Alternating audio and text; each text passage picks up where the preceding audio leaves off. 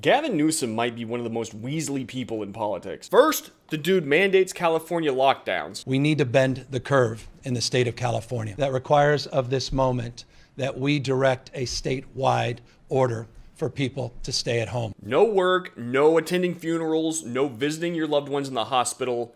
Everything is just locked down. People all over California start suffering big time, financially, health-wise, mental health-wise. He then goes out to a high-end restaurant, the French Laundry, gets caught, then a recall effort starts, and in a matter of months, it reaches over 1 million signatures. Californians need to come up with 1.5 million by March in order to trigger a recall election. At this rate, it's almost certain that they're going to get the necessary signatures to trigger this recall election. And on the day that they report that their signatures have reached 1.2 million, Gavin suddenly is like, oh, well, let's release the lockdown in the states. All that conviction about Gavin Newsom wanting to keep people safe, all the following the science talk, suddenly goes out the window. Don't get me wrong, I'm glad that California's lockdown is going to be released and people can actually start living their lives like human beings. But now the question has to be asked, did he believe in the lockdowns at all in the first place? Now we can assume the answer to that is no, and for two very obvious reasons. For one,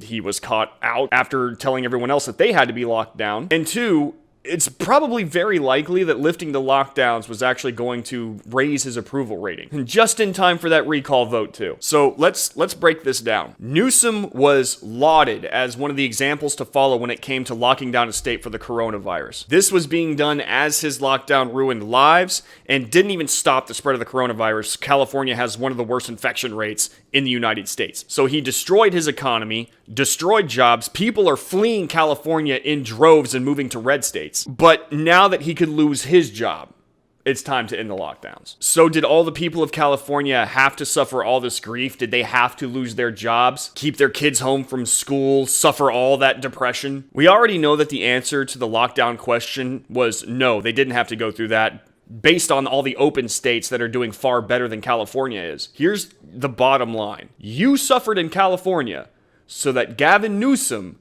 could grow his political clout. And now that his job is on the line, he's going to release the lockdown. Yep.